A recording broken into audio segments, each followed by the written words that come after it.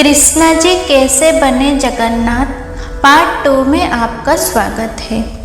जब कृष्णा जी के अंतिम संस्कार के बाद अर्जुन ने उनके दिव्य हृदय को एक लकड़ी पे बांधकर समंदर में बहा दिया था, तो फिर द्वापर युग से कलयुग के अंदर वो ब्रह्म पदार्थ उड़ीसा के श्रीक्षेत्रपुरी में स्थित जगन्नाथ मूर्ति के अंदर कैसे आया और ये किसने किया था।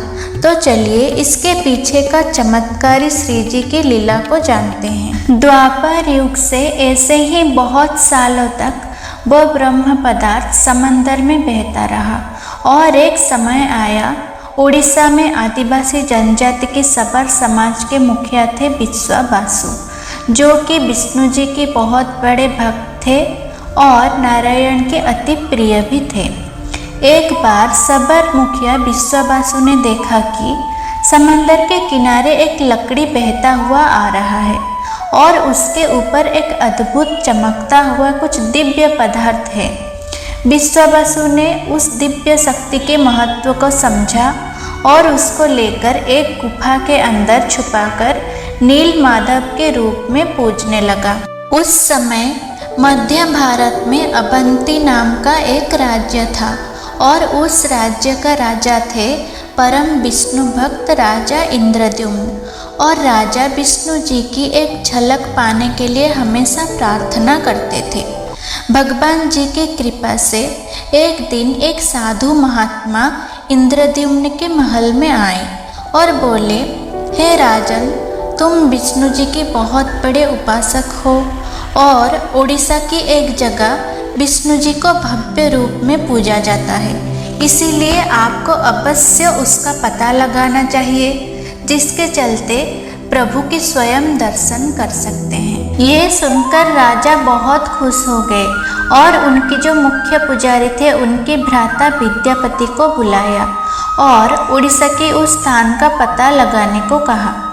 राजा के आदेश पालन करते हुए विद्यापति ने उड़ीसा यात्रा किया और कई दिनों के खोज के बाद विद्यापति को ये पता चला कि उड़ीसा के पूर्व में स्थित एक जंगल नदी किनारे एक सबरों का समाज रहता है और उस सबर समुदाय के मुखिया है विश्वावासु, जो एक अनजान गुफा के अंदर नील माधव की पूजा करता है।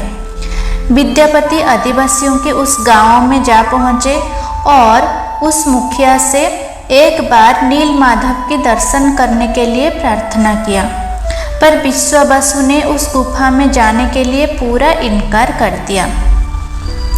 विद्यापति राजा के आदेश को पालन करते हुए उस गांव में रहने लगे जब तक नील माधव की गुफा का पता न लग जाए। उस समय उनको विश्वावासु की पुत्री ललिता से प्रेम हो गया और एक बात, उनके सहारे वो नील माधव तक भी जा सकते थे। कुछ दिनों बाद विद्यापति ने ललिता से विवाह कर लिया और थोड़े दिन बाद विद्यापति ने अपने मन में छुपी हुई बात को ललिता के सामने रखा। देवी, क्या आप अपने पिता से कहकर मुझे नील माधव जी की एक बार दर्शन के लिए अनुरोध कर सकती हो?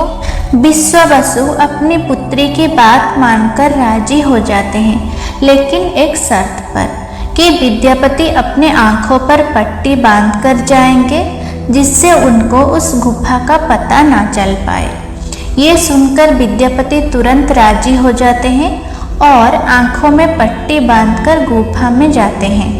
गुफा में प्रवेश करने के बाद नील माधव जी की उस दिव्य रूप को देखकर मंत्रमुग्ध हो जाते हैं और ऐसे ही हर बार नील माधव के दर्शन करने के लिए आँखों में पट्टी बांधकर गुफा में जाते रहते हैं। पर क्योंकि उनको राजा इंद्रद्युम्न को गुफा की पता देना था, इसीलिए एक बार गुफा में जाने से पहले विद्यापति चतुराई से अपने साथ छुपाकर सरसों के बीज ले जाते हैं और पूरे रास्ते में सरसों के बीज को गिराते हैं। कुछ महीनों के बाद सरसों के बीज से पौधे हो जाते हैं, जिससे गुफा के रास्ता का पता लग जाए। फिर विद्यापति अपना राज्य अवंती जाते हैं और राजा इंद्रद्युम्न से सारी बात बताते हैं। उसके साथ नील माधव के दिव्य रूप का बखान भी करते हैं।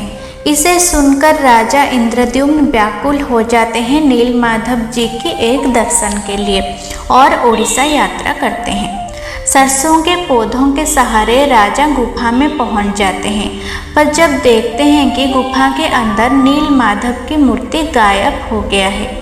ये देखकर राजा बहुत दुखी हो जाते हैं और अपना राज्य लौट जाते हैं।